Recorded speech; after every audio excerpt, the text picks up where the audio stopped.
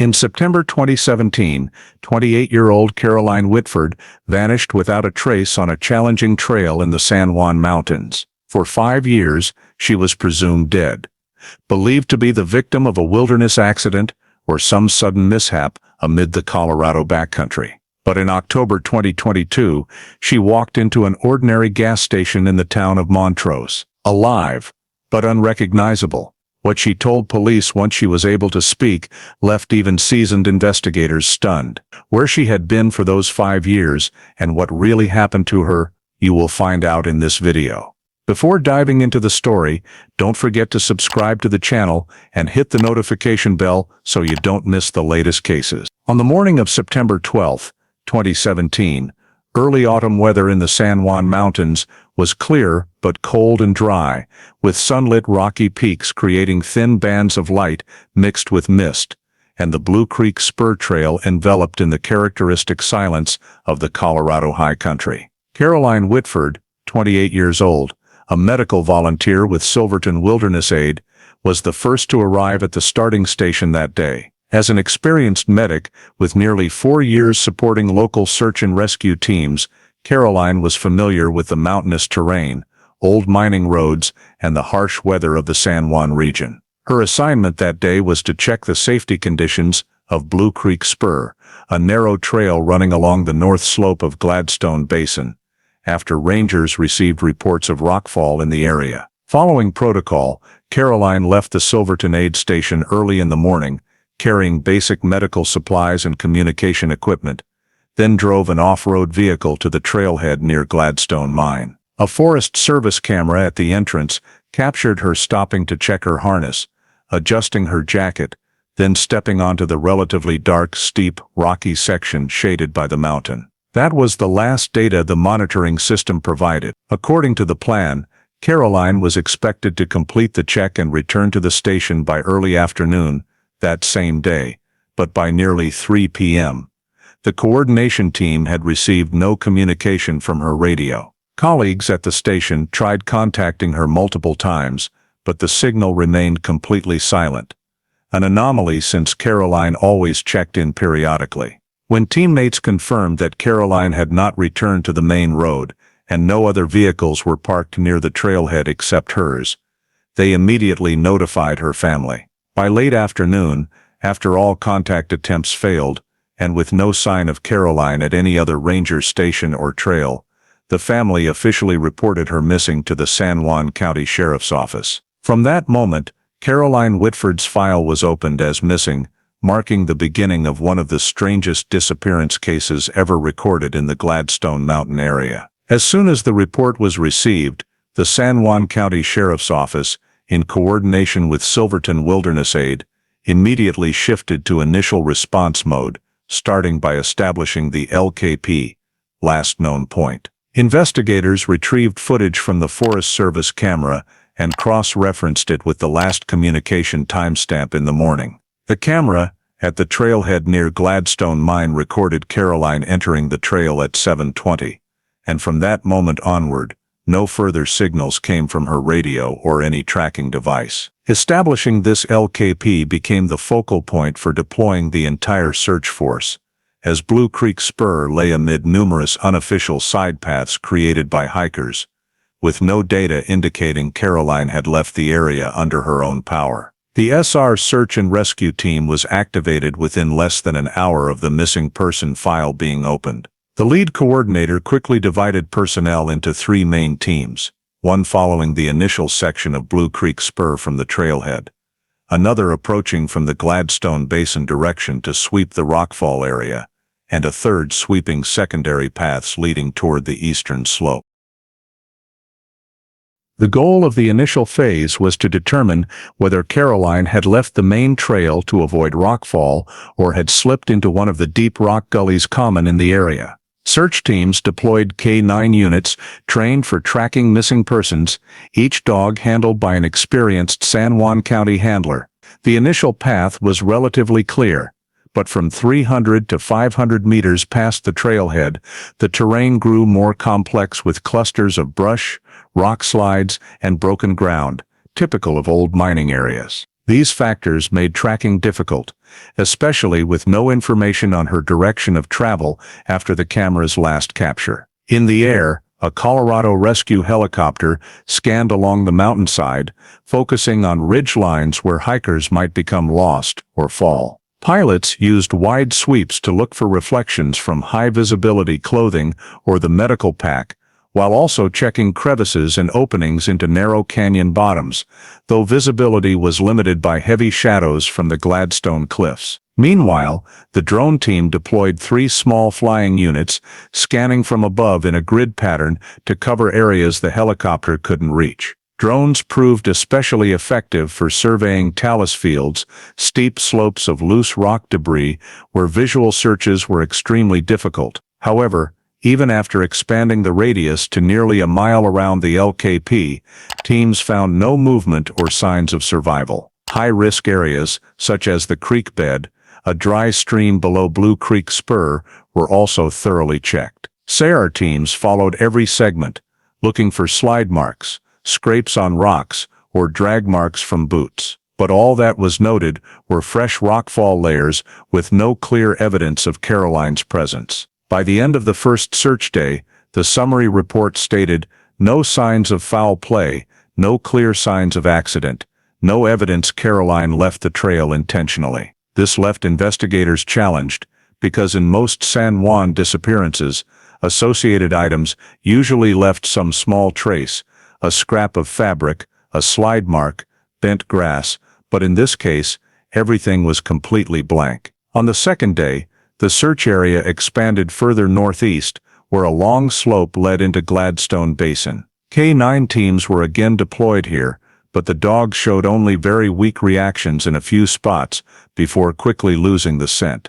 This led to the initial hypothesis that Caroline may have moved across hard rock surfaces that retained no odor or footprints. Remaining teams continued upward to higher ridge lines, using thermal binoculars to detect heat signatures, but all equipment registered no signals consistent with a living person or a body. By the third day, after completing standard search patterns for a wilderness missing person case, the team recorded one single reality.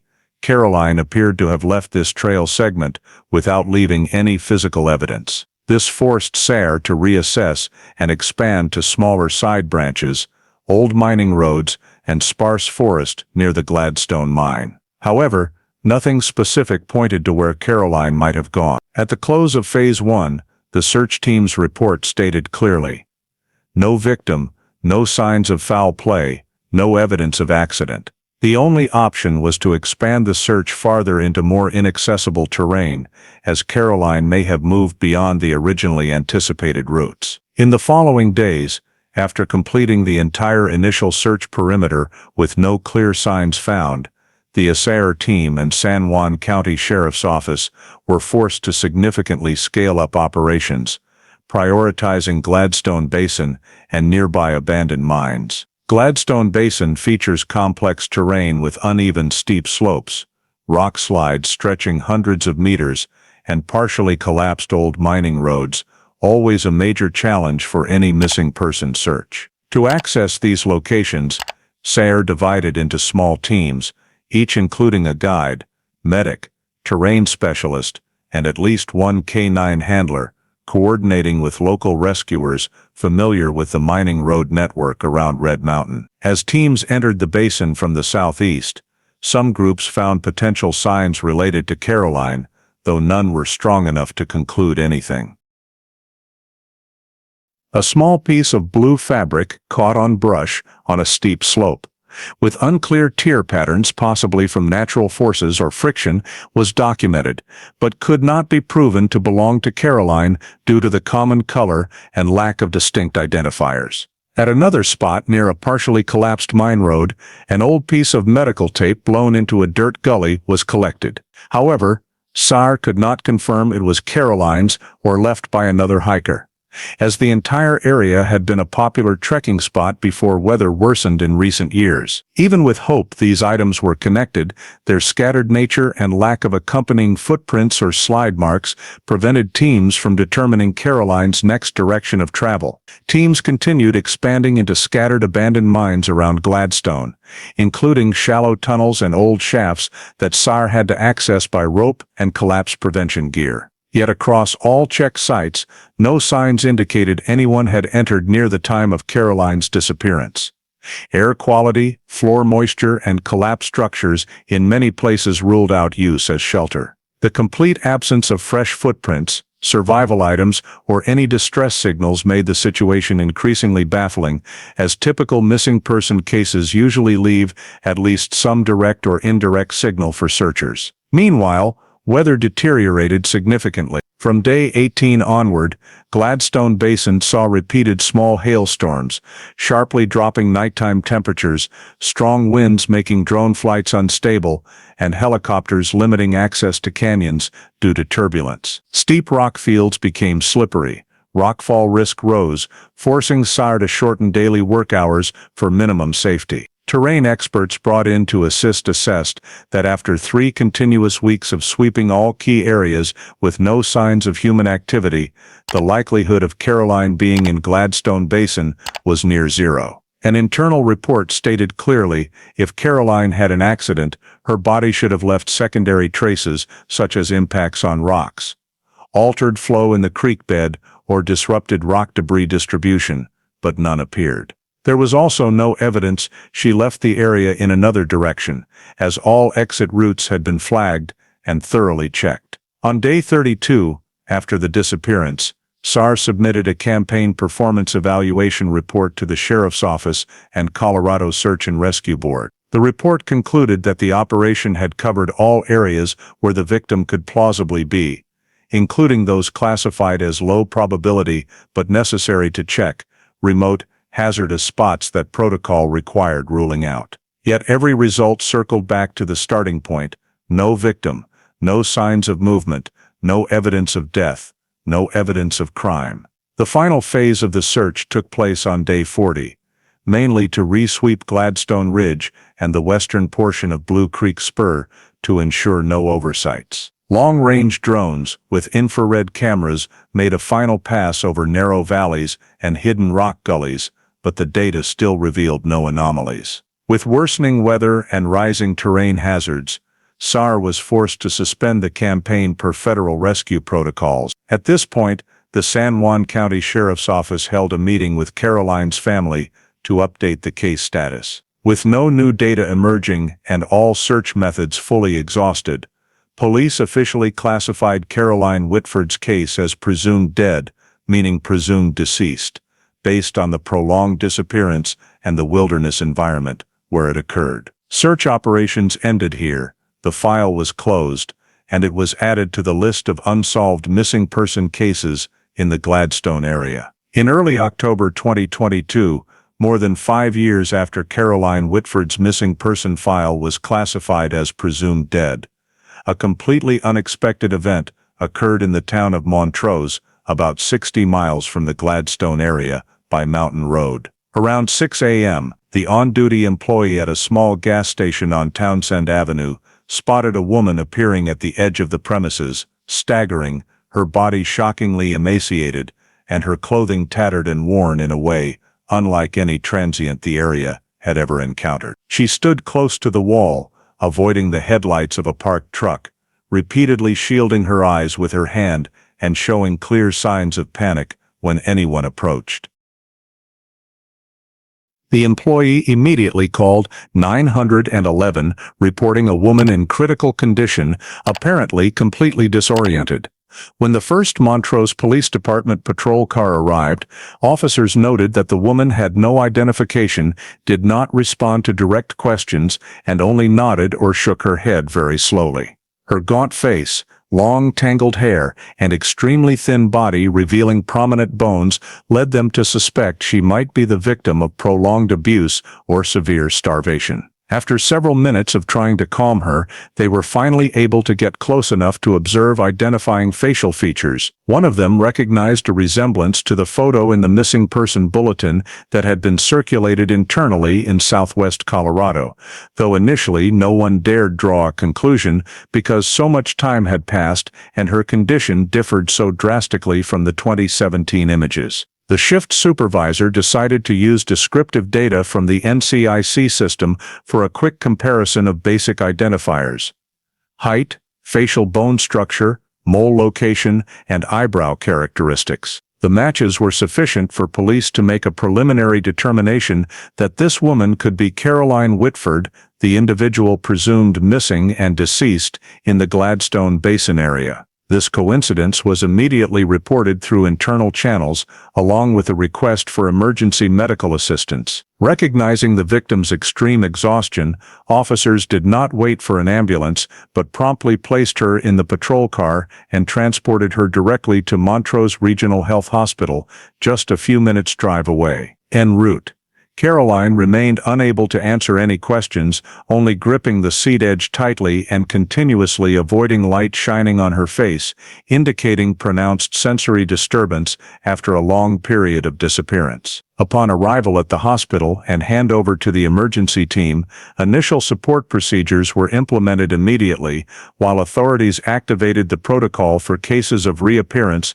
after long-term disappearance. Immediately after Caroline Whitford was moved to the secure treatment area, the hospital coordinated with investigators to carry out the first step, identity confirmation, using mandatory biometric methods. DNA samples were collected within 2 hours of admission, including blood and oral mucosal cells, and rushed to the Colorado Bureau of Investigation laboratory for comparison with the archived 2017 missing person sample. Simultaneously, investigators took Caroline's fingerprints using a specialized electronic kit.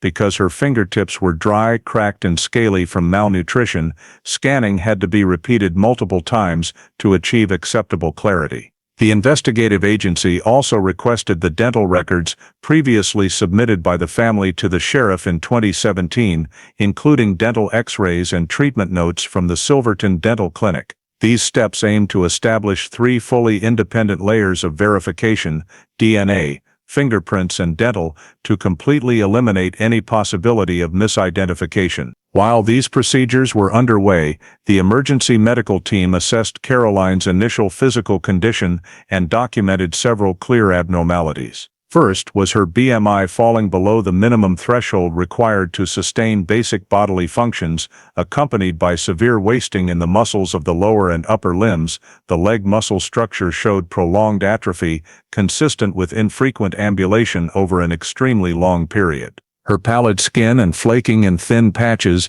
indicated a lack of natural light exposure and likely severe vitamin D deficiency, conditions impossible in someone living outdoors or lost in the wilderness, as the Colorado mountain environment, though harsh, still provides abundant sunlight. More notably, doctors observed numerous scars encircling her wrists and ankles, darkened and deeply embedded in the skin, with characteristics compatible with prolonged restraint using hard materials. Some scars were old and fully healed from years earlier, while others were more recent, indicating that the restraint was not limited to an initial phase but continued through multiple cycles. X-ray examination of her bones revealed mild osteoporosis, a condition commonly associated with prolonged immobility and lack of light exposure. Additionally, Caroline's cardiovascular and respiratory functions were reduced compared to the average for a healthy 28-year-old woman, consistent only with restricted nutrition and an unventilated living environment. Taken together, all these factors clearly indicated that she could not have survived in a natural environment, even a harsh one, during her disappearance. Instead, she had been confined in an enclosed dark space with restricted movement and likely provided minimal food on a cyclical basis. While the medical team evaluated her physical condition, results from the identification tests began returning. Fingerprint verification came back first. Despite damage to her fingertips, the AFIS system was able to identify key features in the prints, matching Caroline's 2017 record at a level sufficient for preliminary confirmation. Next, the CBI Dental Laboratory sent a report confirming that features on the X-ray films, including the filled tooth hash 14, the eruption angle of tooth hash 8, and an old crack in an incisor from a 2012 accident, matched Caroline's records completely. Finally, the DNA results from the lab returned that same afternoon, confirming an absolute match with no discrepancies whatsoever. Thus, all three independent methods produced the same result. The woman who appeared in Montrose was Caroline Whitford, missing for over 5 years in the Blue Creek Spur area. Immediately after identity confirmation, the sheriff's and CBI investigative teams compiled all medical and identification data, preparing an urgent report that explicitly noted the following: Caroline exhibited multiple signs consistent with a victim held in a controlled environment. Her injuries, restraint scars, and physiological condition were incompatible with survival in the wild. There were no signs of impact from wild animals or terrain accidents, and the prolonged damage indicated years of restricted movement and limited light exposure. The report concluded that Caroline could not have survived in the forest or surrounding areas of Gladstone Basin.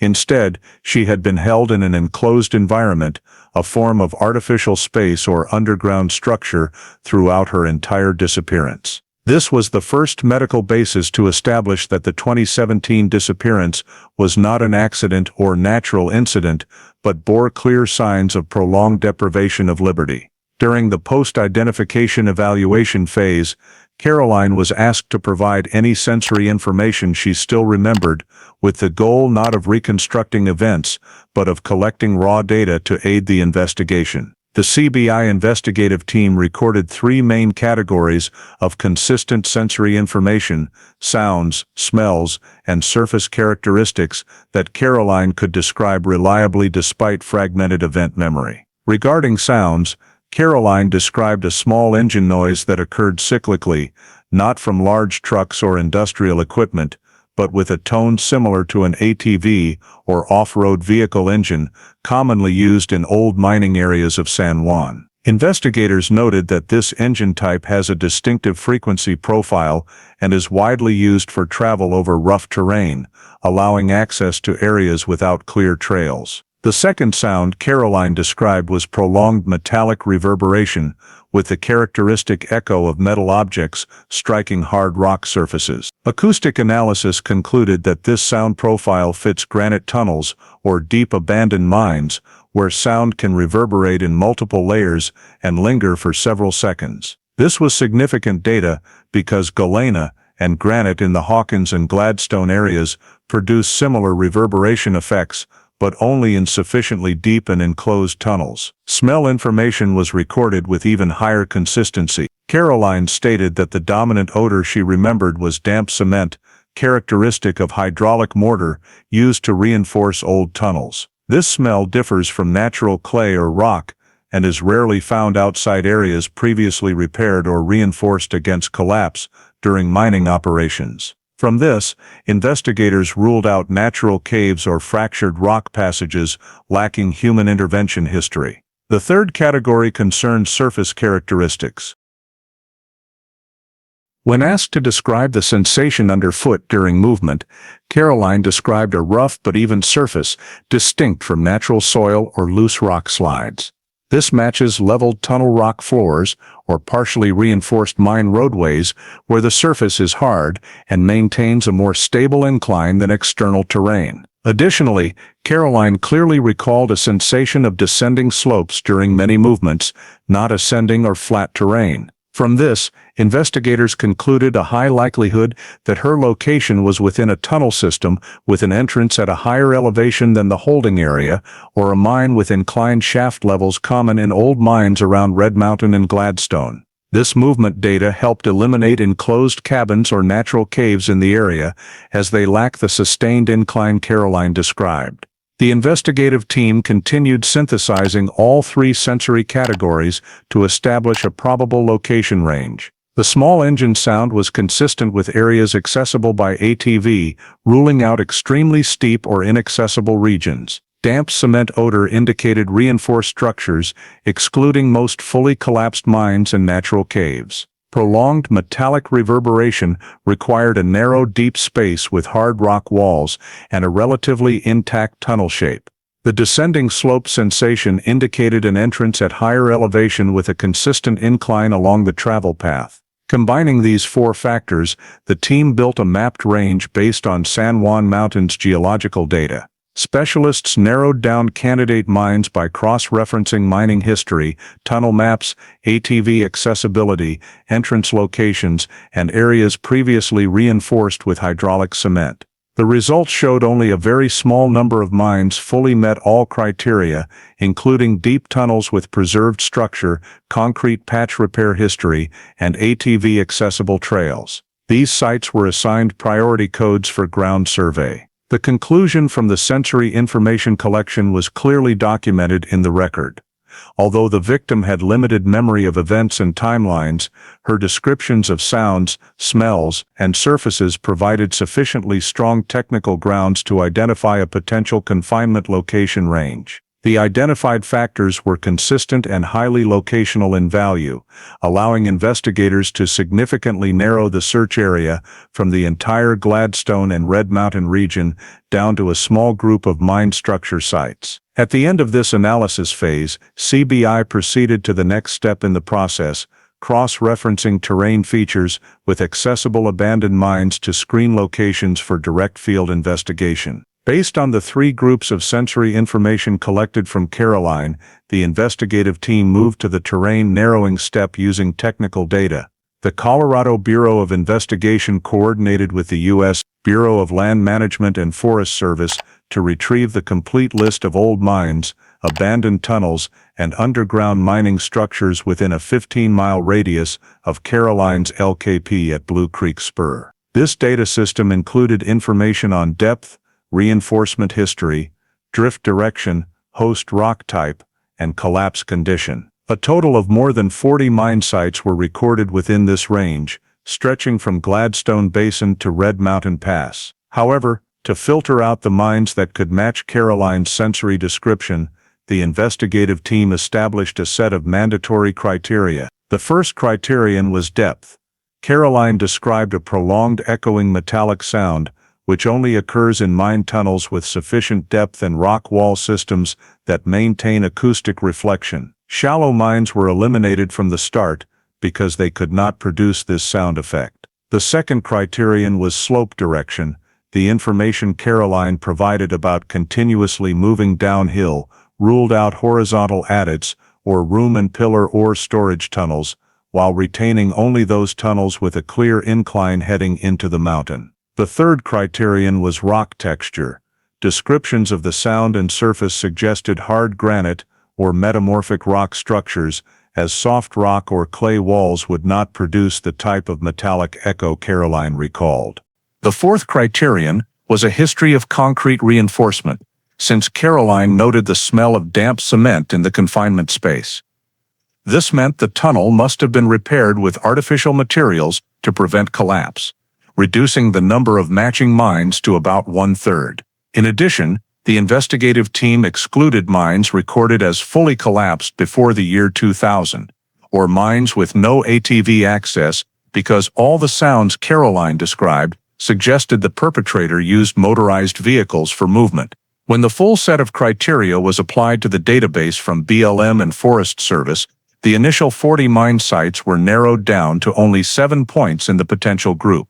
From there, the investigative team proceeded to a more detailed analysis by cross-referencing 3D terrain maps with the ATV trail systems used by miners and locals. They assessed accessibility for each mine site based on factors including entry road gradient, ground stability, distance from main roads, and ATV operability under limited visibility conditions. Some locations, although structurally suitable, were eliminated because access roads had been filled in or were impassable throughout 2017-2022, or because satellite data showed no signs of use on those mine roads for many decades. After this filtering step, only 3 mine sites fully met the requirements: an old tunnel east of Gladstone Basin, a deep tunnel near the edge of Red Mountain Pass and Hawkins, No.7, a mine, with a long history of extraction and multiple phases of reinforcement.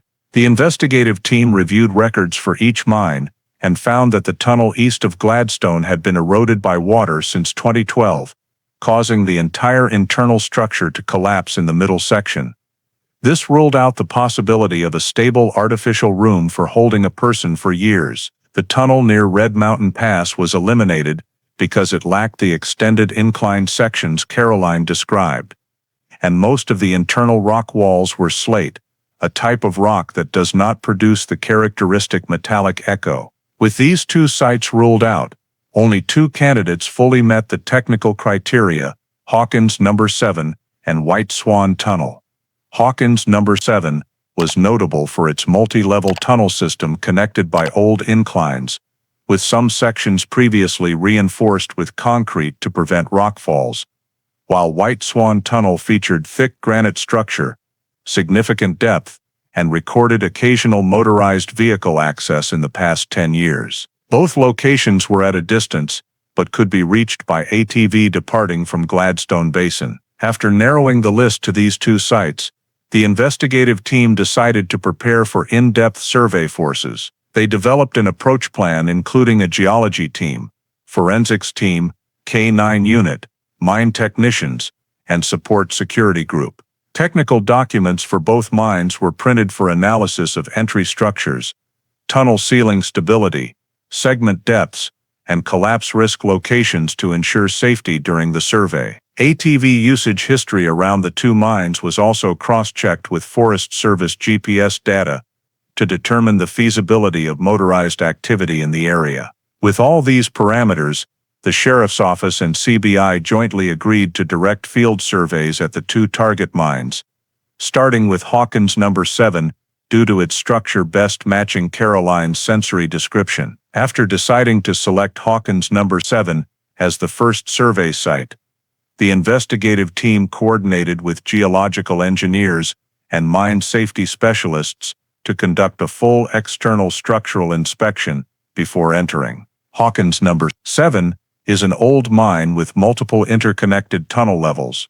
Some sections had collapsed since the 1980s, but most tunnels still retained their hard granite structure. The technical team used seismic vibration measurement equipment, pressure sensors, and long shaft cameras to assess entry stability. Initial inspection results showed that the main entry, although lightly eroded, remained sufficiently stable to allow the survey team to proceed deeper if following the rock wall edges and avoiding the steep incline area near the mouth. Once acceptable safety conditions were confirmed, the in-depth survey group began approaching the internal tunnels. They split into two teams. The first team followed the main tunnel, heading southwest, where old maps recorded a long incline leading down to lower levels. The remaining team followed the eastern auxiliary tunnel branch, which had been partially mined for ore but abandoned decades ago. Outside, the technical team continued monitoring vibration and structural changes via equipment placed at the tunnel mouth to signal alerts for any localized collapse. On the first level, the granite surface clearly showed mechanical tool extraction marks, with no signs of recent repairs. However, as the survey team moved deeper into the southwest branch, humidity increased and uneven broken rock fragments appeared.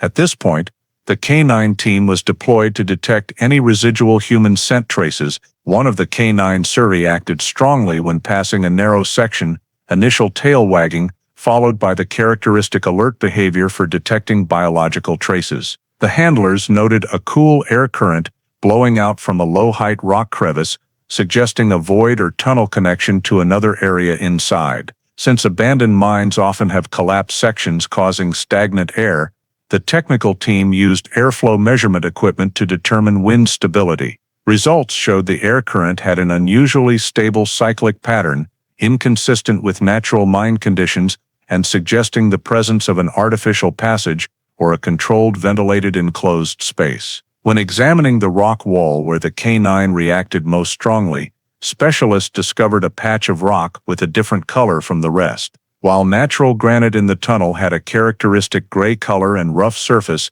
this area was lighter gray, smoother, and flatter, suggesting the wall had been patched with artificial material, most likely a concrete patch mixed and applied to cover a passage or isolate an area behind it. By lightly tapping the area with a geological hammer, the survey team recorded a hollower, more resonant sound compared to natural rock, indicating a possible open space behind the patch. Surface temperature equipment placed against the patch showed a slight temperature differential, suggesting the interior air had a stable heat source, a sign often seen in areas with past survival activity or mechanical equipment. The technical team marked this area as a high-level point of interest and prepared an official report recommending breaching the patch following safety protocols. Before proceeding with breaching, the investigative team continued gathering supplementary data by inserting small-diameter tube cameras into natural crevices around the wall. The captured images, though limited, showed a low ceiling void behind the patch, with relatively intact rock surfaces and a metallic object lying against the floor, function not yet identifiable. The cool air current from the rock crevice was also confirmed to have regular oscillating rhythm, consistent with human-created or maintained ventilation rather than natural airflow in a collapsed tunnel. After synthesizing the factors, including the K9 reaction, abnormal airflow, artificial patch, and camera data, the survey team concluded that this location had a high probability of leading to a human-modified or intentionally used space. The team leader drafted a document to CBI Command and the Sheriff's Office recommending elevation of this area to critical point of interest status, meaning a site requiring direct opening and inspection. With full safety conditions met, the technical team marked breaching points just sufficient to avoid collapsing surrounding structures while preparing ventilation equipment and deep lighting for the next phase of the survey. When the technical team completed marking the breaching points on the material suspected to be a concrete patch, CBI's Mine Specialized Forensics Unit was dispatched to Hawkins No. 7 to carry out the concealment breach following risk control procedures, ensuring no collapse of surrounding structures. A low-power core-cutting device was used instead of conventional breaking hammers to avoid strong vibrations in the already weakened tunnel space. After approximately 40 minutes of continuous drilling and cutting, the artificial material was revealed to be a panel composed of hydraulic cement mixed with fiberglass, fixed to a thin steel frame to create a uniform surface with the rock wall. When the panel was removed, a thick steel door approximately 5 centimeters thick appeared behind it, without an external lock, but using an internal sliding bolt, indicating the creator intended the door to operate one way only. The forensics unit used wide-angle lighting to inspect the door surface and recorded inward opening slide marks, proving it had been used multiple times. After confirming safe gas levels and tunnel ceiling stability, the team pushed the steel door's bolt inward forcefully, and as the door moved, a cold air rush escaped from the space behind, accompanied by heavy moisture, carrying metallic and cement odors. This space was the point the investigative team had been trying to identify for many weeks, a concealed confinement room inside Hawkins No. 7. When full lighting was activated, the confinement room structure became clearly visible. The interior space measured approximately 3.5 meters in length, 2.5 meters in width, and just over 2 meters in height, with the rough granite ceiling still bearing traces of extraction activity from decades earlier. Both side walls were reinforced with concrete patches at varying heights, indicating multiple repairs or structural modifications over time. The floor of the confinement room was leveled rough rock, not natural soil, proving the space's creator had ground the rock surface to create a more stable standing or lying area. The ventilation system consisted of 2 small-diameter metal pipes attached to the right wall, venting air to a higher position in the tunnel. The pipes showed mixed fresh and old scratches and rust, indicating prolonged manual adjustment and maintenance. In the left corner of the room was a single metal bed frame, with legs deeply embedded into the rock floor, showing it had been fixed in place to prevent movement. The bed's position relative to the ventilation path supported the hypothesis that this was used as a sleeping or holding area for a victim over an extended period. As the forensics team began collecting samples, numerous signs of prolonged human activity emerged. On the rock floor near the foot of the bed, they found long reddish-brown hair strands adhered to the surface due to condensed moisture. Some strands retained intact hair follicles, suitable for DNA analysis and comparison. On the left side wall, the investigative team discovered a dark brown staining patch forming a vertical streak. When tested with peroxidase reagent, it gave a positive reaction, confirming dried human blood. In the lower corners of the floor, embedded in rock crevices, the forensics team found very small tissue fragments, possibly skin shed from rubbing or scratching. These samples were collected using low-pressure suction techniques to avoid destroying DNA elements. Next to the bed were 2 metal rings drilled directly into the rock floor, with clear wear marks on their inner surfaces. The wear pattern was consistent with ropes or chains hooked in for extended periods, and the metal's oxidation level suggested they were used not just once but over multiple cycles. On the bed edge, the forensics team recorded another rust streak about 10 centimeters long, likely caused by water or other liquid flowing along the surface during use of the confinement room. Hand tools were also found at the scene: a small coiled piece of copper wire, a loose screw, and a stiff frayed cloth piece with abrasion stains, items that could have been used for temporary repairs to the room's structure during confinement. A key point in the examination was determining the time frame of this space's use. On the concrete patch layers reinforcing the walls, the investigative team found uneven dust accumulation.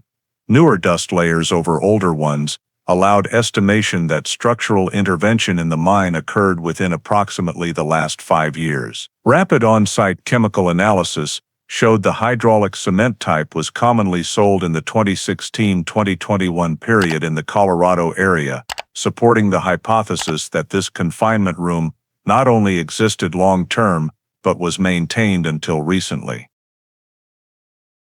The forensics team continued sampling from the ventilation pipes, where they found degraded fabric fibers and epithelial cells, indicating prolonged human occupancy and sufficient ventilation to maintain minimum oxygen levels. Under preliminary UV light analysis, they detected faint fluorescent streaks running along the base of the walls, consistent with repeated body contact marks under restricted movement conditions. All samples were sealed and immediately transferred to the CBI laboratory for DNA and tissue structure analysis. DNA analysis results returned a few days later, confirming that all collected hair samples, including those with intact follicles and mechanically broken segments, matched Caroline Whitford's genetic profile. Skin tissue samples also matched, proving the victim had been present in this confinement room during multiple periods. The blood sample on the wall showed long-term oxidation but originated from the same source, with DNA comparison consistent with Caroline. These data, combined with analysis of the confinement room structure, showed that this space had been used continuously for approximately 5 years, precisely matching the period of Caroline's disappearance. The investigating agency concluded in the scene report that Hawkins No. 7 contained a secret confinement room created and deliberately maintained, and victim Caroline Whitford had been held there throughout her absence. This examination marked a critical turning point, as it was the first time the investigation campaign identified a specific location directly linked to Caroline's prolonged confinement, providing concrete physical evidence for the entire case file. After completing the examination of the cell at Hawkins No. 7 and collecting sufficient physical evidence confirming Caroline's prolonged presence in this space, the investigative team proceeded to analyze the modus operandi to determine how the perpetrator abducted, transported, and maintained her captivity for many years without detection. Based on field data and the sensory information provided by Caroline, investigators developed the hypothesis that the perpetrator most likely approached Caroline at or near Blue Creek Spur via an ambush. This is a narrow area with obstructed visibility due to rocks and brush, allowing the perpetrator to lie in wait while remaining difficult to detect. The possibility of using anesthesia was considered highly likely because Caroline had no clear memory of the initial moment of being subdued. This aligns with the perpetrator's intent to minimize noise or dragging marks, while facilitating victim transport without resistance. Based on Caroline's description of repeated small engine sounds across multiple phases, the investigative team determined that the perpetrator likely used an ATV to move from the abduction site to the entrance of Hawkins No. 7. An ATV is well suited to the steep rocky terrain of the San Juan region and also minimizes human footprints left behind. The fact that Caroline left no traces during the initial search further supports this hypothesis.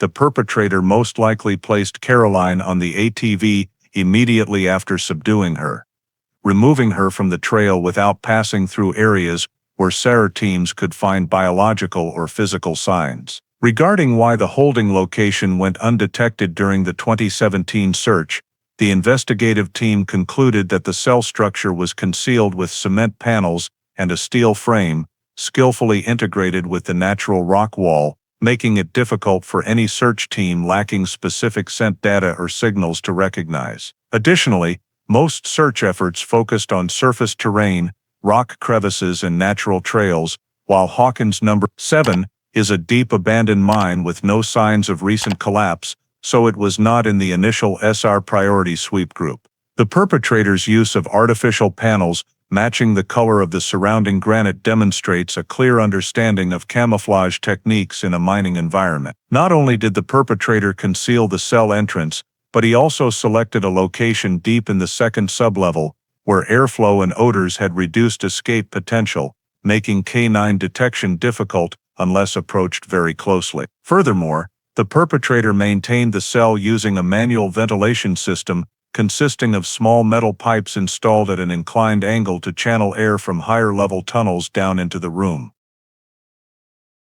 This mechanism ensured minimal oxygen for the victim while avoiding strong airflow currents that search teams could detect. The lighting inside the room was not fixed, but most likely portable, based on burn marks and rust traces found on the brackets. This indicates the perpetrator only brought equipment in when needed, minimizing the chance of leaving traceable items. Regarding the locks and restraint system, 2 metal rings drilled directly into the stone floor prove the perpetrator had knowledge of working with hard materials and possessed specialized tools. The uniform drilling depth and symmetrical placement on both sides of the bed demonstrate careful calculation to secure the victim without compromising the room's structural integrity. The combination of concealment panels, ventilation pipes, fixed bed, and restraint rings proves the cell was designed as a long-term holding space rather than a temporary confinement site.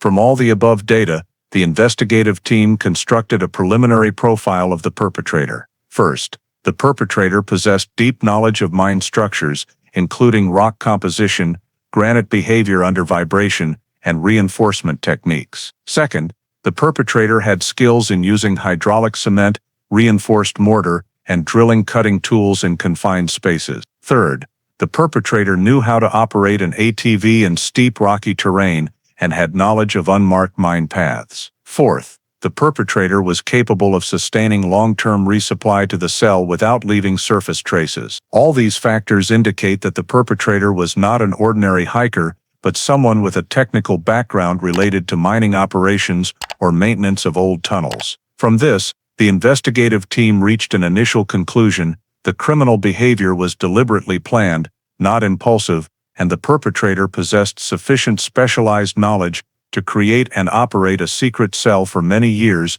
without detection. During the examination of all evidence recovered from the cell at Hawkins No. 7, the forensic team paid special attention to a rare detail with tracing potential: the locking mechanism attached to the steel door found behind the cement panel layer. Unlike the rest of the cell, which was largely handmade, this lock had a clear serial number on the inner body. It was an industrial-grade steel lock designed for high-pressure doors, not a common type sold in civilian hardware stores. When the analysis team traced the serial number, they found this product line was distributed on a limited basis to certain mechanical equipment stores serving the mining industry in Colorado. Manufacturer data showed the matching serial batch was shipped to 3 distributors between 2015-21, with only one store in Silverton maintaining retail sales records. The investigative team contacted this store and requested invoices within the time frame matching Caroline's disappearance.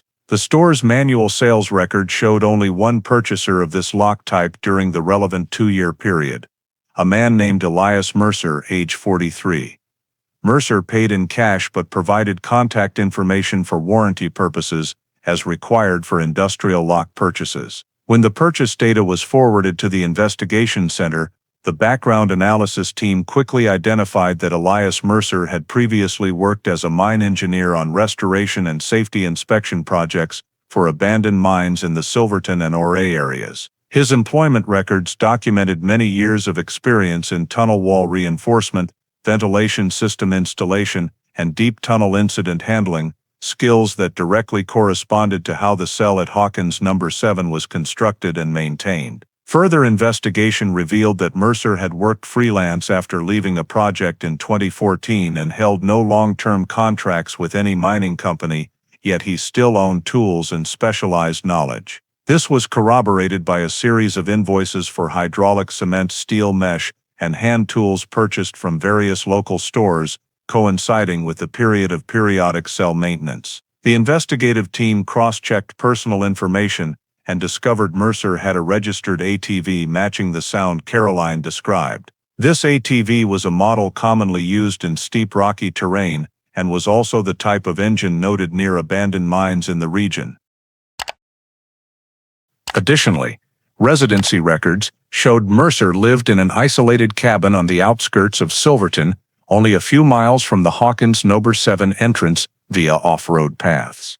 The cabin had no close neighbors and was not in an area with traffic cameras, facilitating unmonitored movement. Investigators also examined Mercer's social circumstances. He lived alone, had no close family in the area, and very limited community interaction. Neighbors described Mercer as reclusive, rarely interacting with anyone, and often traveling by ATV at night. Forest Service data recorded multiple instances of unidentified ATV tire tracks near Hawkins No. 7 during the period of Caroline's disappearance, suggesting regular movement activity. When all this information was synthesized, it formed a consistent pattern. Mercer had access to the area where Caroline disappeared, possessed the technical skills to build and maintain the cell, owned a compatible vehicle matching the description, and had a purchase history aligning with evidence found at Hawkins No. 7.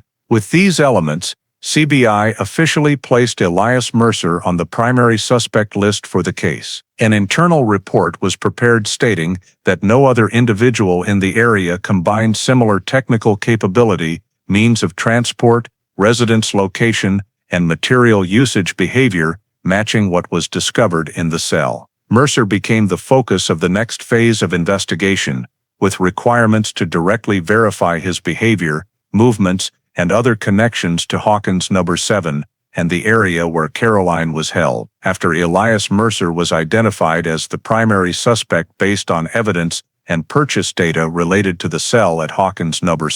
7, the CBI investigative team coordinated with the San Juan County Sheriff to begin surveillance of the cabin where Mercer resided in order to assess his movement patterns and evaluate the residential area layout. Mercer's cabin was isolated in a sparse forest strip north of Silverton, accessible primarily by ATV trail, with no traffic camera coverage and very little foot or vehicle traffic. Over 4 days of surveillance, the team recorded Mercer leaving the cabin by ATV at unusual hours, typically between 5-6 a.m. or after 9 p.m., and returning after approximately 1 to 2 hours, traveling routes consistent with paths leading toward Hawkins No. 7. They also noted the cabin remained tightly closed, curtains drawn all day, and showed no signs of visitors. This evidence was sufficient for the investigative team to request a search warrant for the cabin and an arrest warrant for Mercer, based on probable cause that he was directly involved in the abduction and prolonged detention of Caroline Whitford. After the case file was presented to the local court, the search warrant was issued in under 24 hours, allowing law enforcement to inspect the entire cabin, vehicles, and auxiliary structures. The arrest plan was developed in coordination between the FBI field office in Durango and the San Juan County Sheriff, given the risk of Mercer fleeing, if not blocked from multiple directions on the narrow mountain access road. The arrest operation took place at dawn, when Mercer typically left the cabin but had not yet traveled far. The FBI team positioned 2 agents to block the ATV path in front of the cabin, while the sheriff team approached from the rear forest trail. When Mercer opened the cabin door and prepared to mount his vehicle, law enforcement converged simultaneously and ordered him to stand still. Mercer was handcuffed on the spot. He did not resist, but also did not ask why, maintaining a calm and silent demeanor. After the subject was secured, the FBI and sheriff teams divided to search the cabin pursuant to the warrant. In the main room, they immediately discovered a small wooden table covered with geological maps and mine schematics of the Gladstone and Red Mountain areas. One map was conspicuously marked in red ink, with tunnels extending clearly downward, matching data Caroline had recalled. These maps contain numerous notations describing tunnel repairs, ventilation directions, and hazard locations, consistent with the structure of the cell found in Hawkins number 7. In the drawer below, investigators seized several hand tools, including a hand drill, metal cutting blades, a geological hammer, and an open bag of hydraulic cement. These items still bore rock dust, matching the composition of samples recorded from the cell, indicating Mercer had used them during repair or maintenance of the holding space. Also in the cabin, the team found a box containing empty syringes and an unlabeled depleted vial of injectable sedative, suspected to be tools used to subdue the victim during transport. In the bedroom under the bed, they recovered a thick notebook containing loose notes. The content did not specify exact dates, but described milestones such as tunnel check, air stabilization, light adjustment, and food replenishment, aligning with the maintenance cycles identified by forensics from traces in the cell. Some pages included abbreviated notations related to tunnel entry times, making the notebook key evidence proving Mercer had maintained this cell for many years. In the storage shed behind the cabin, investigators noted additional portable lighting equipment, backup batteries, work clothing with cement residue, and a set of metal chains matching the type of the 2 floor-mounted restraint rings in the cell. All evidence was sealed and transferred to the CBI laboratory. Throughout the arrest and search process, Mercer remained completely uncooperative. When taken to the sheriff's office for initial questioning, he stayed silent, answering no questions beyond confirming his identity. This attitude forced investigators to rely entirely on physical evidence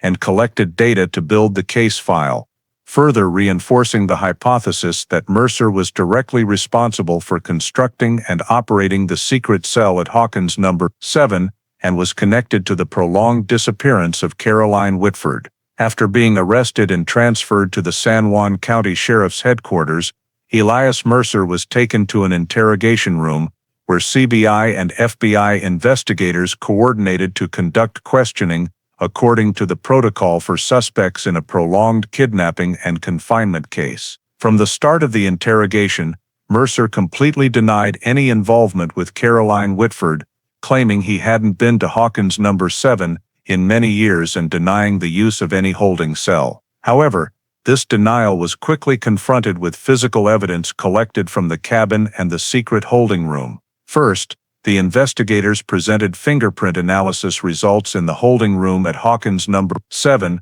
Fingerprints matching Mercer's sample were found on the inner surface of the steel door and on one of the ventilation pipes. Results from AFIS confirmed a high degree of match, ruling out the possibility that the fingerprints belonged to someone else. When comparing DNA, epithelial cell samples collected from the metal control panel near the holding bed also matched Mercer's DNA, reinforcing the hypothesis that he had frequently appeared in the holding room to adjust or check equipment. Next, the investigators presented evidence from the cabin, a mind map annotated by Mercer with technical symbols similar to the internal structure of Hawkins No. 7, where the ramps were marked with symbols identical to those recorded by the survey team on site. This proved that Mercer not only knew about the mine structure, but also monitored and adjusted the holding room over a long period. In addition, the tools seized from the cabin, including drills,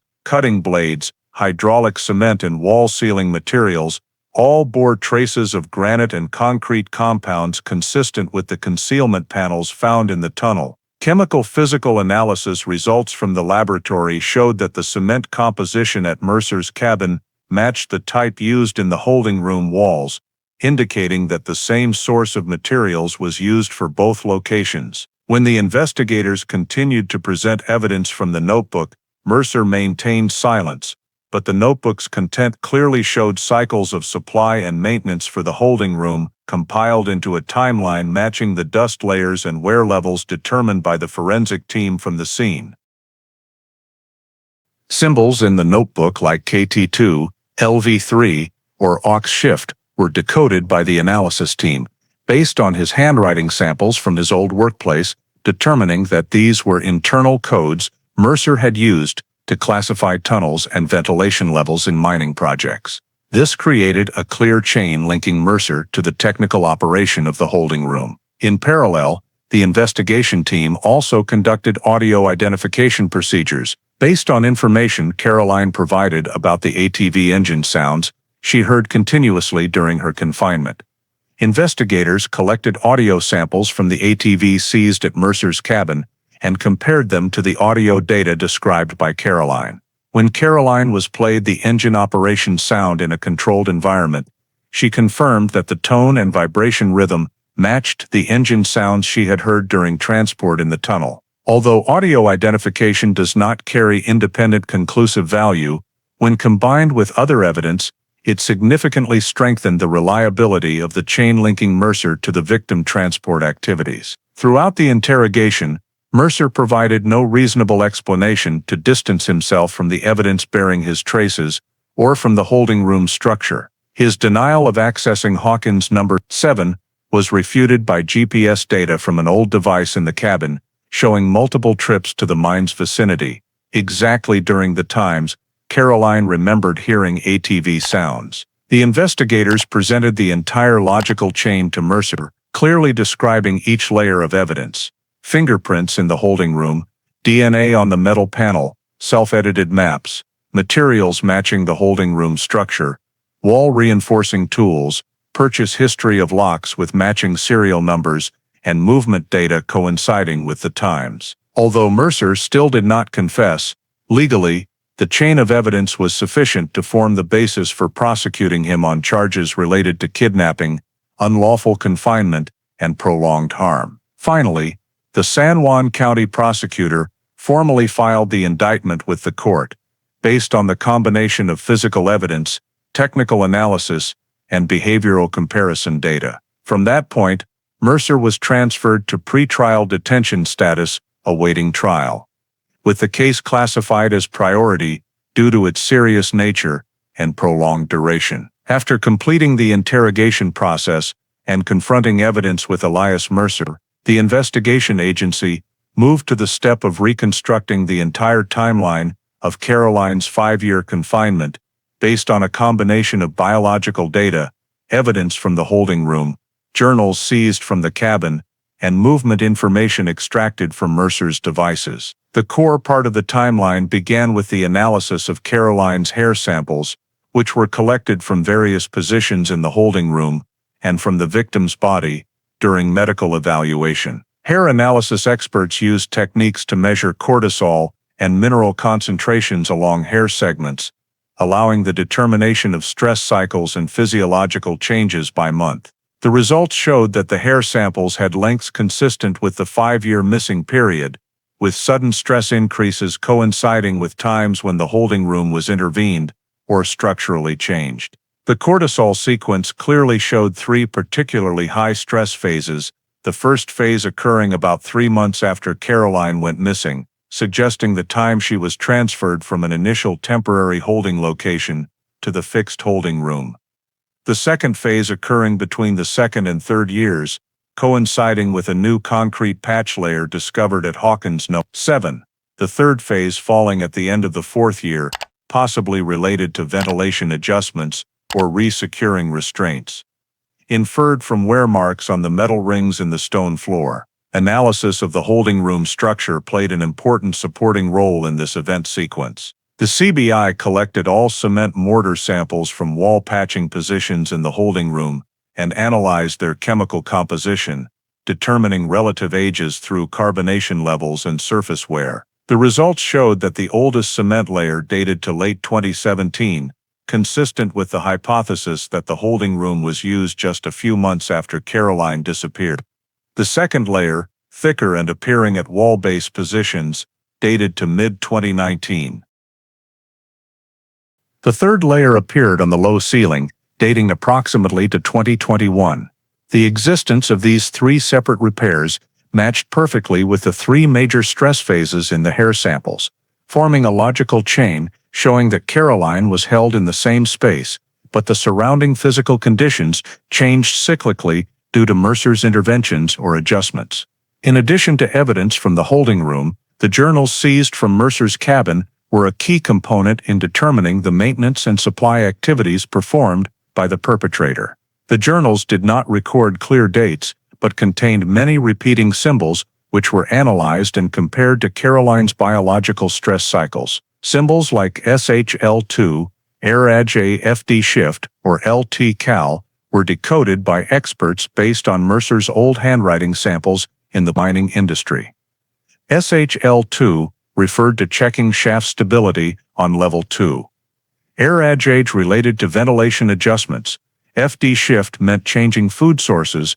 LT-Cal referred to recalibrating the lighting system. When comparing the journal content to data from the holding room, investigators determined that Mercer's FD shift notes occurred in cycles of about 10-14 days, consistent with the minimal nutrition levels in Caroline's medical test samples. The ARAJ notes appeared in longer cycles, about 3 to 4 months, corresponding to low oxygen concentration changes recorded by microbial analysis in the ventilation pipes. This information helped reconstruct the holding room maintenance model that Mercer applied, allowing the determination that the suspect was present at the holding room at specific times throughout the 5 years. Another important part of the timeline was based on GPS data, not active data provided by Mercer, but from an old device found in the cabin, and from satellite data recording ATV movements in areas without cameras. The GPS device automatically logged movement history each time it was turned on and stored locally,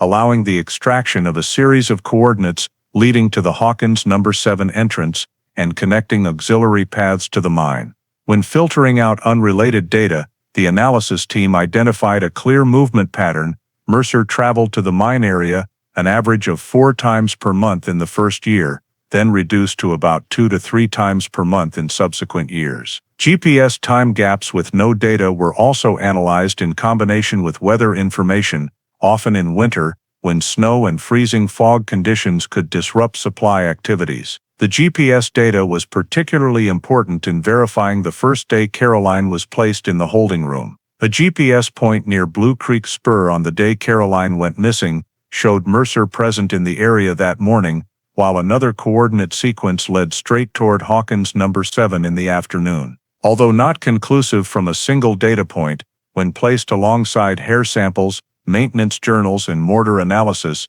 this GPS journey formed a key time anchor to establish the first milestone of the confinement sequence. The combination of all data from biology, physics, chemistry, journals, and GPS allowed the investigation agency to build a detailed timeline spanning from September 2017 to October 2022. Accordingly, Caroline was captured and placed in the mine within 24 hours after going missing. The stable confinement phase began from late 2017. The holding room underwent 3 major adjustments in 2018-2019, and 2021. Supply activities occurred in regular cycles, and Mercer moved in and out of the mine area on a nearly stable schedule. This timeline was compiled into a 3-layer time map: layer of events related to the victim, layer of perpetrator activities, and layer of mine structure changes, thereby creating a complete timeline for the entire 2017-2022 period. This was the first time the case had a unified structural framework to prove that Caroline was continuously and systematically confined throughout the 5 years, consistent with the physical condition, evidence, and collected statements. Based on the confinement timeline and comparison with Caroline's sensory statements, the investigation agency conducted further analysis of a particularly important detail: that Mercer had taken Caroline out of the holding room at least once to stage a fake funeral. This detail was extracted from Caroline's description of seeing a corpse and hearing suggestive sentences about her own death, along with signs of sudden stress shown in the hair samples during the late 3rd year of confinement.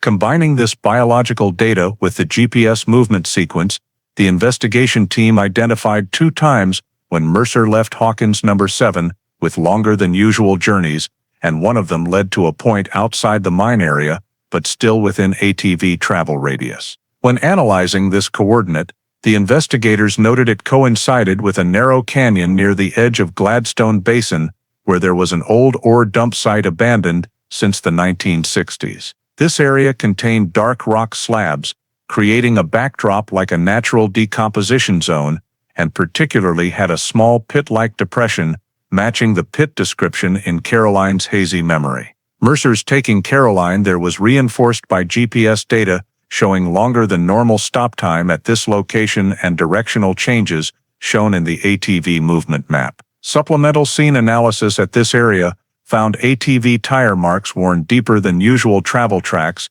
suggesting Mercer carried a heavier load on that trip, consistent with the possibility of removing Caroline from the holding room in a controlled state. Based on soil samples remaining on Caroline's shoes when found, the forensic team compared mineral composition with samples collected from the suspect location and noted a similarity in mica grain and fractured granite distribution, increasing reliability for this hypothesis. From here, the investigation agency established that Mercer had staged a situation to convince Caroline that she was dead, or at least psychologically declared dead. This tactic, according to criminal psychology analysis, is a form of breaking personal identity to render the victim incapable of resistance, reduce time awareness, and eliminate hope of survival. This feature often appears in prolonged confinement behaviors, where the perpetrator wants to maintain total control by creating a false reality. Mercer's choice of a remote but easily accessible location by ATV to stage the scene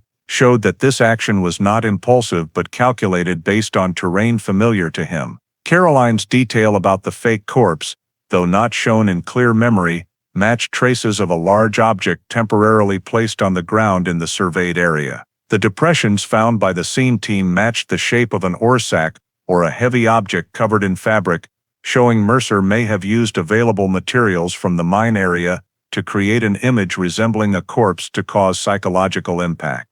Behavioral analysis from documents seized in the cabin, including a notebook segment mentioning test reaction, confirm quiet, showed Mercer monitored the effectiveness of this tactic and adjusted victim control based on Caroline's reactions. This added to the file showing Mercer had intentional, prolonged and structured criminal intent, not spontaneous or random behavior. Staging the fake funeral was also seen as a way Mercer legitimized for Caroline that no one was searching for her anymore, thereby reducing the risk of the victim attempting escape.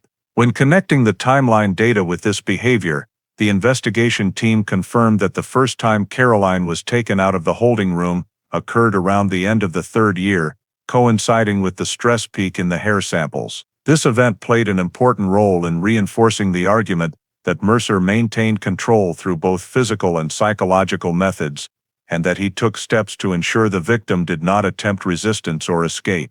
This evidence was combined into a behavioral analysis report showing the perpetrator had systematic thinking and used psychological tactics to maintain the victim's submissive state, thereby further reinforcing that Caroline's confinement was an intentional act, prolonged over many years rather than a single behavior.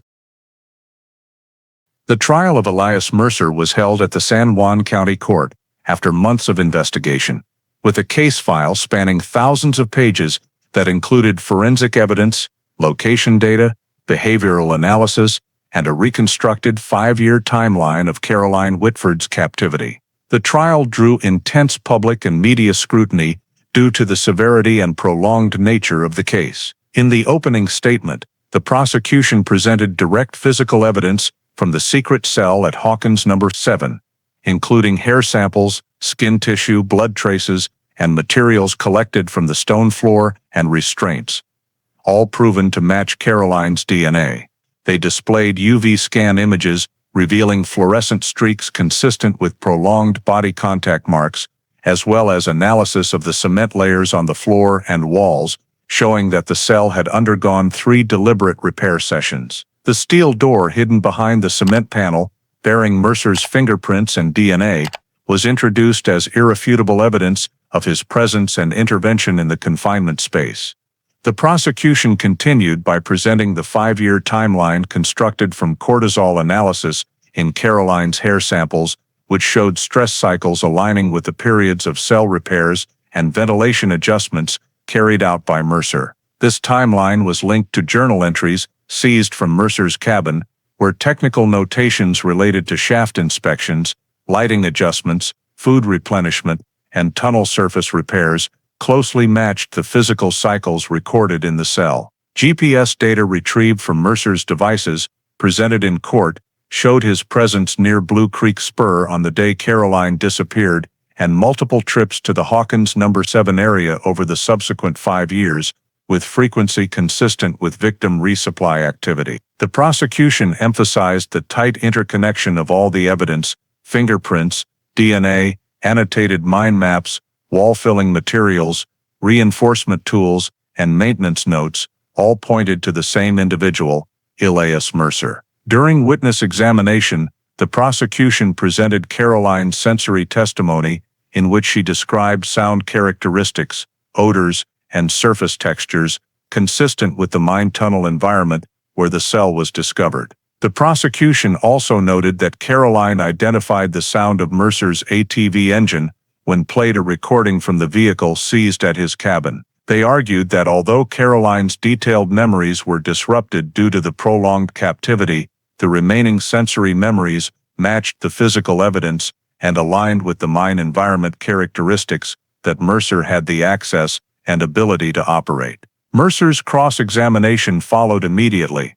Mercer continued to deny any involvement and attempted to describe the presence of his DNA and fingerprints in the tunnel as a coincidence from his earlier mining work. However, the prosecution pointed out that Hawkins No. 7 was not on the list of mines Mercer had worked at according to company records, while stressing that his DNA was not only on tunnel surfaces, but also in positions directly tied to the secret cell, which was clearly created after Caroline's disappearance. When the defense countered, they focused on 2 main points: the incompleteness of Caroline's memories and the hypothesis that the cell could have been built by someone else before Mercer appeared. They argued that the scattered hair and tissue samples in the room could result from wind, water, or incidental friction after the victim was placed inside, and that the journal notes could not be definitively linked to human confinement.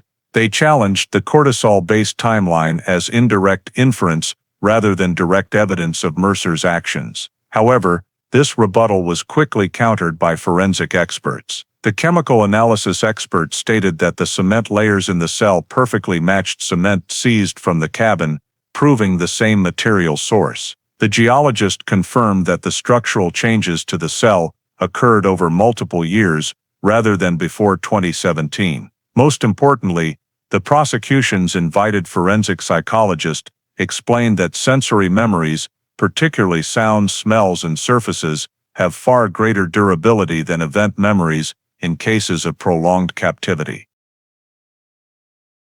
This made Caroline's testimony especially valuable, as the elements she described aligned with the actual physical evidence, including the granite tunnel echo, the smell of damp cement, and the sensation of descending slopes during movement. The expert emphasized that the consistency between sensory testimony and the crime scene carried strong legal weight, regardless of the victim's loss of detailed event memory. The prosecution concluded by presenting the interlocking chain of evidence: Mercer's presence in the victim's disappearance area at the critical time, ownership of a suitable vehicle, expertise in tunnel construction, DNA and fingerprints in the newly created cell, journals recording maintenance cycles, matching the victim's hair samples, and a movement history aligning with the captivity timeline. These elements together fully met the legal standard for conviction. The prosecution's closing made clear that this was not a random chain of events, but a deliberate, systematic control system sustained over 5 years, carried out by an individual with the technical capability, means of transport, and motive, Elias Mercer. After the entire trial process concluded and both sides had fully presented their arguments, the San Juan County Court proceeded to sentencing Elias Mercer.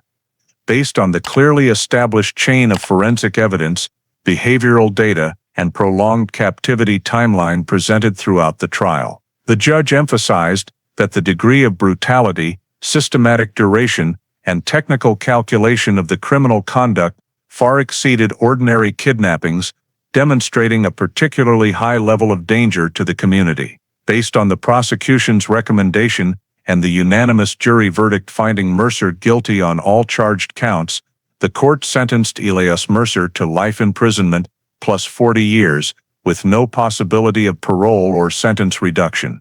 This was the maximum sentence within the penalty range for the offenses Mercer was charged with, reflecting the extreme gravity of the prolonged deprivation of liberty and violence inflicted on Caroline Whitford. Specifically, the court listed the offenses as first-degree kidnapping with aggravating factors due to confinement exceeding 120 hours and causing plain serious bodily injury, unlawful imprisonment through the use of a constructed enclosed space intended to deprive the victim of liberty over an extended period, aggravated assault due to causing long-term physical and psychological injury to Caroline, and attempted murder based on evidence showing Mercer's actions in staging a mock funeral, restricting nutrition, and creating conditions that directly threatened the victim's survival. In the sentencing statement, the judge also reiterated that the chain of physical evidence, including DNA, fingerprints,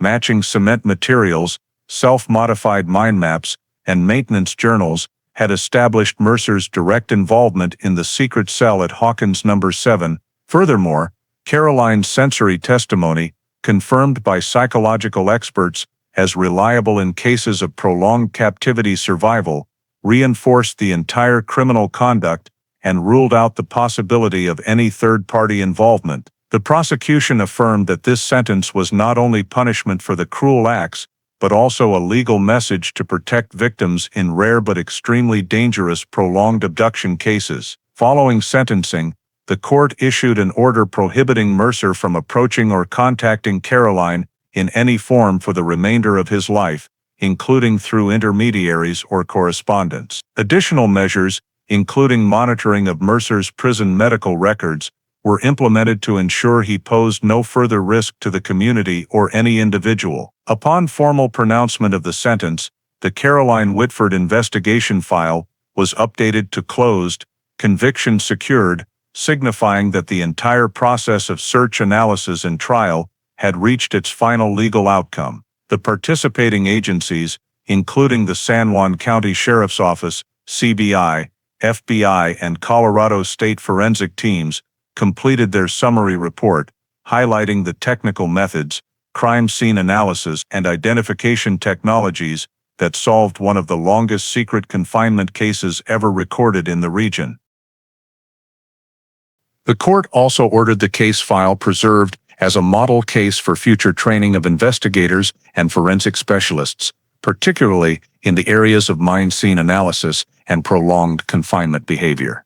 With Mercer's sentencing and the case file closed, the entire formal legal process was completed, marking the end of a multi-year case and establishing an important legal precedent for similar cases in the Colorado criminal justice system. After the trial concluded and Elias Mercer's sentence took formal effect, attention shifted to assessing the long-term consequences Caroline Whitford faced and her recovery process following 5 years of captivity in isolation conditions. Medical reports compiled immediately after her discovery and continually updated throughout follow-up showed the biological consequences of prolonged confinement were clear and profound. First was widespread muscle atrophy, particularly in the lower limb and hip muscle groups, due to severely restricted movement over extended periods and recurring body fixation in the cell. Results from multiple MRI and DXA scans indicated that Caroline's leg muscles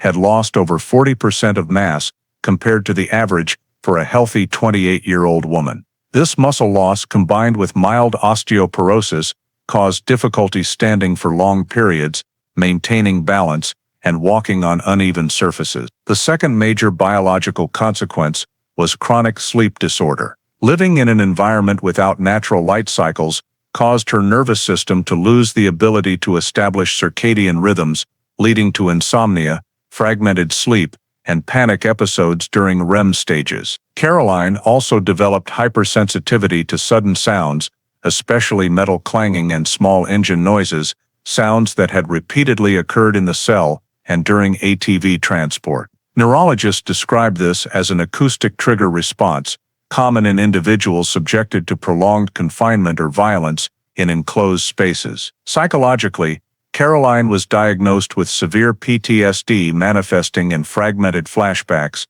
acute panic attacks, and constant hypervigilance. She lost a stable sense of time due to isolation in a space without day-night cycles, causing her brain to fail to anchor the passage of time. This led to a condition known as temporal distortion syndrome, in which victims cannot distinguish intervals between events and tend to perceive time as a continuous, undifferentiated stream. Caroline also developed mild social anxiety disorder due to years of limited human interaction, requiring considerable time to process large social stimuli such as multiple voices, crowded environments, or fast-paced communication. Caroline's recovery process was divided into three main phases: biological treatment, psychological therapy, social reintegration. In the biological treatment phase, she received continuous medical monitoring at a rehabilitation facility, where doctors designed a muscle-building regimen, lower limb physical therapy, and supplementation with vitamin D, iron, and calcium to restore her skeletal system. Exercises were progressively structured to improve mobility, from standing in a support frame, to short-distance walking, to balance training on soft surfaces. This process lasted many months and was regularly adjusted based on Caroline's tolerance. In the psychological therapy phase, Caroline worked directly with specialists in long-term trauma. Primary therapies included EMDR to reduce the intensity of traumatic memories, CBT to restructure cognition, and controlled exposure therapy to diminish responses to trigger sounds. A key component of the program was restoring time perception through exercises tracking activities by hour, day, and week. She also learned coping strategies for disorientation by establishing a consistent schedule with treatment team support. Family played a central role in recovery. Once Caroline was cleared to return home, they attended psychological caregiving sessions, learning to recognize triggers and support her during high-stress periods. Family presence helped Caroline gradually restore a sense of safety, a critical element in PTSD treatment. However, the process placed significant pressure on the family, who had to adjust their lifestyle to accommodate Caroline's new state, including reducing household noise, maintaining stable routines, and assisting with daily activities. The social reintegration phase began after approximately 1 year of continuous therapy. Initially, Caroline was encouraged to engage with the outside world through controlled activities such as quiet walks, joining survivor support groups, or learning basic self-reliance skills like shopping, direct communication, and using public transportation. As her health improved, she began participating in training programs for individuals who had experienced confinement, focusing on observation skills, danger signal recognition, self-protection, and rebuilding social relationships. In periodic evaluations, experts noted Caroline's gradual adaptation to the outside world, but continued influence of PTSD in high-stimulation environments. To support her long-term, the treatment team proposed a multi-year roadmap, including periodic therapy, ongoing physical therapy, and participation in peer-sharing groups to strengthen emotional regulation and gradually expand her range of activities. Caroline's recovery was not merely an individual effort, but the result of coordinated medical, psychological, and family support, creating a comprehensive model that helped her gradually regain physical function, cognition, and social interaction.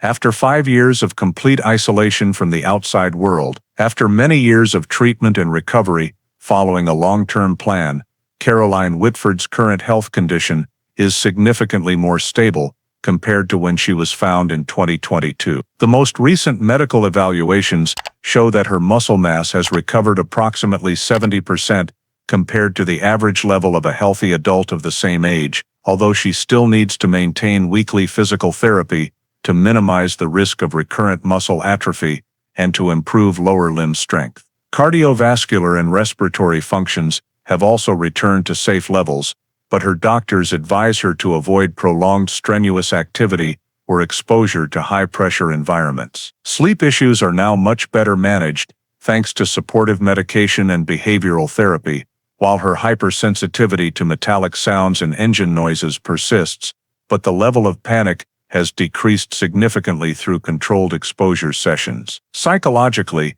Caroline still requires regular PTSD therapy, but she has regained independence in personal daily activities, social communication, and has recovered the ability to make independent decisions, which were severely impaired in the initial months after her rescue. One of the most significant steps forward is Caroline's decision to re-engage with the local search and rescue community, not in her previous role as a medic, but as a safety advisor for search and rescue teams in the San Juan area. Drawing on her unique experience, she assists SAR in developing risk assessment protocols for mountaineers and medical volunteers operating in complex terrain such as Blue Creek Spur and Gladstone Basin. Her sessions focus on identifying danger signals, providing risk mitigation methods for working alone in wilderness environments, and guiding ways to maintain personal safety when losing communication signals or becoming isolated. Notably, Caroline has become an important resource in designing in-depth training courses on human-related risks in mountainous areas,